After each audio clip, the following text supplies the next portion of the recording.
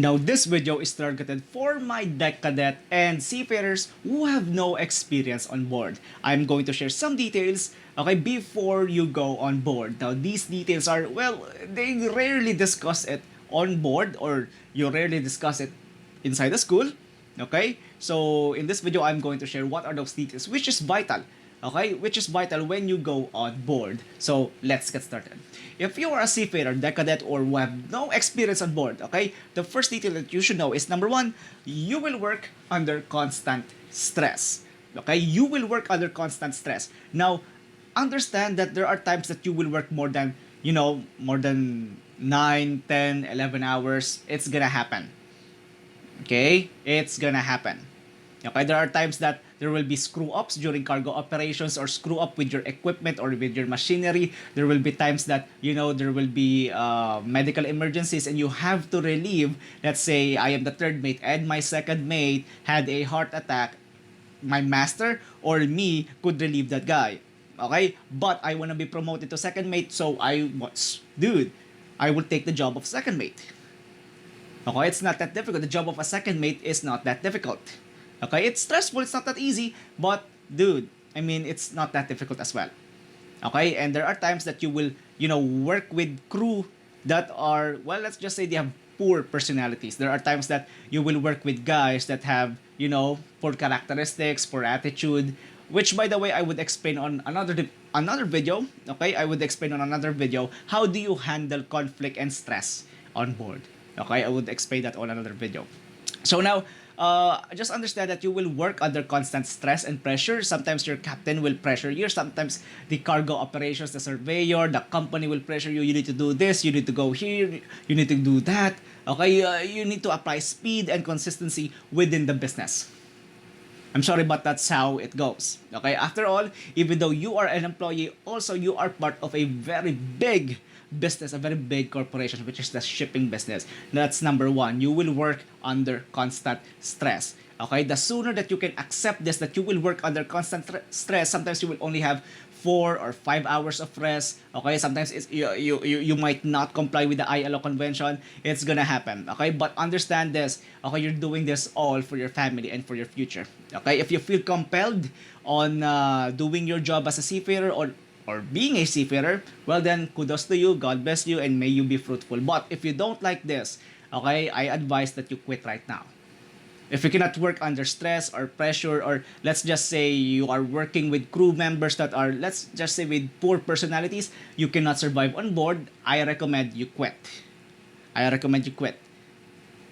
Okay, that's number one. You will work under constant stress. Number two is you will work in harsh conditions. Okay, as a seafarer, of course, we are at sea.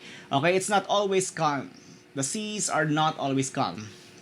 Okay, there's gonna be swells, waves, there's gonna be a lot of trouble on the sea. Okay, just understand this. Okay, if you're a seafarer and you experience car sickness, when you go on board, you will not survive. You will work in harsh conditions, snow as well. Sometimes, when I was in bulk carrier, okay, and we were cleaning cargo holds during harsh weather conditions. Raining, plus swells, plus waves. It's a nightmare for us. Okay, it's a nightmare for us. Okay, so, but then again, we did our job correctly. Okay, we still delivered the ship on time, and proceeded with our cargo operations. Okay, that's how smart Filipino seafarers are. Okay, kudos to us. So that's number two.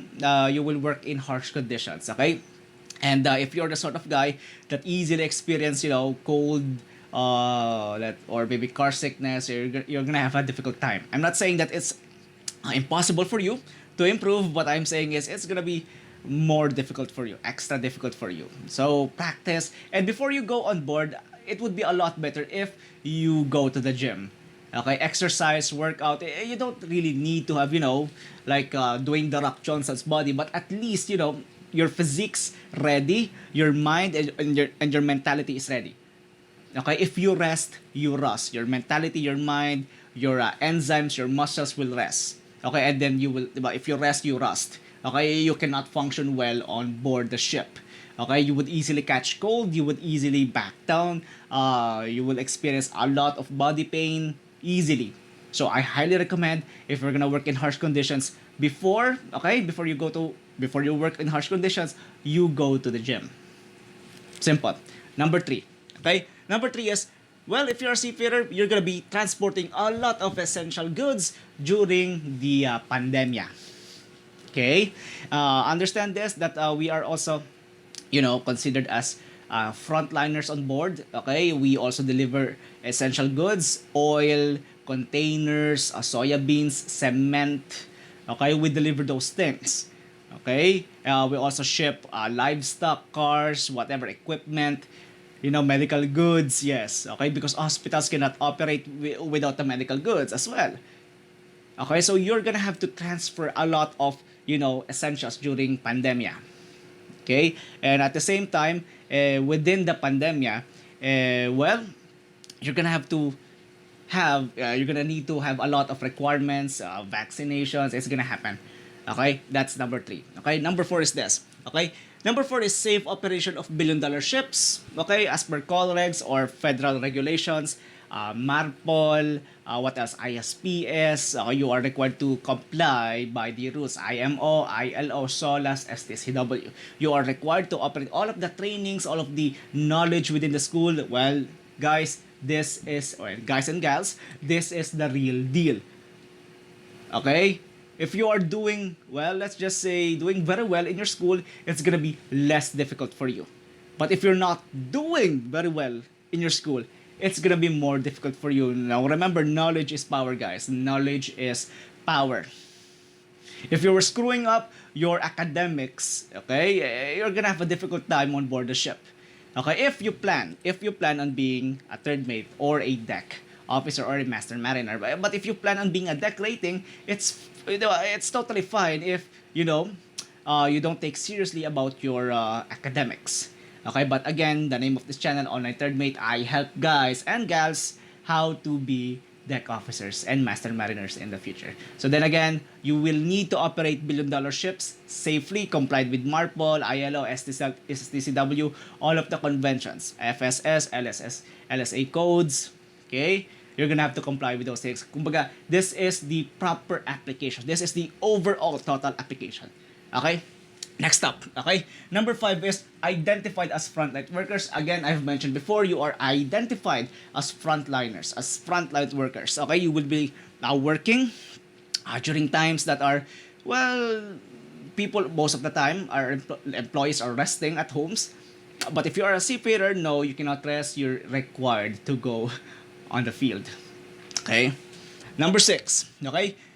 Life at risk, okay, for pirates, accidents, or maybe emergencies, medical emergencies, explosions, let's say any kind of emergency, abandoned ship, collision, whatever. Okay, your life is at risk. Okay, you should remember this before you go on board. Okay, your life is again at risk. Or sometimes, there are crew members that, they go haywire when they are offended on board. Okay, when you try to make fun of them, well, they go haywire and then they might hurt you.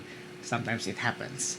Okay, but you just be careful out there. Okay, and do not, out of nowhere offend anyone because you have an unjustified ego. Okay, so that's number 6. Your life is at risk for pirates, accidents, etc. Emergencies as well. Number 7 is you help run the global economy. Okay, if you are a seafarer, understand that you help run the global economy. You will go out there, and then during the pandemic, your business is still operating. Okay, you still help the world go round. Okay, power plants will have no power without coal or diesel. They're gonna need you as a seafarer to import those coal, those diesel, those livestock on the farm. They need those things. Or they need also the medical supplies. They need to import that, I don't know, from US or China. Depends, Japan. Okay, and yeah, that's pretty much it. Okay, you import a lot of things. You run the global economy. Okay, shipping will never stop. Okay, and you're gonna work with a lot of stress within your job. So again, there's a very high responsibility on you as a future third officer. Okay? And last but not least is you sacrifice your life or family life for your duty. Okay, before you go on board, again, this is very obvious, but people tend to miss this. You will sacrifice your life for your family. Okay, so you're gonna have to be strong. I mean, there's no other way of putting it. I mean, I know it sounds cliche, but yeah, I mean, you're gonna have to toughen up.